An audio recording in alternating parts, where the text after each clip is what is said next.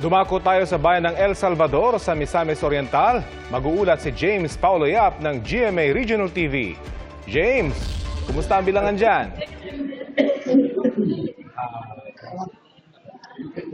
Oo, matapos nga ng halos 5 oras na bilangan ng boto dito sa El Salvador City, natapos na ang pag-transmit ng mga election returns papunta dito sa City Board of Canvassers.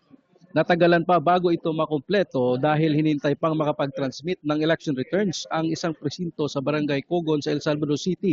Ginawa na lang na manual uploading ng election returns dito sa canvassing area. Dumating na din sa canvassing area ang mga kandidato na nangunguna sa bilangan gaya ni re-electionist Mayor Edgar Lignes na may mahigit 23,000 votes at ang running mate nito na si incoming Vice Mayor Agripino Estrada na nakakuha ng mahigit 30,000 votes. Present din ang 8 mga konsihal. Hinihintay na lang na matapos ang pag-imprinta ng mga certificate of canvass upang tuluyan na silang maproklama na panalo sa eleksyon 2025.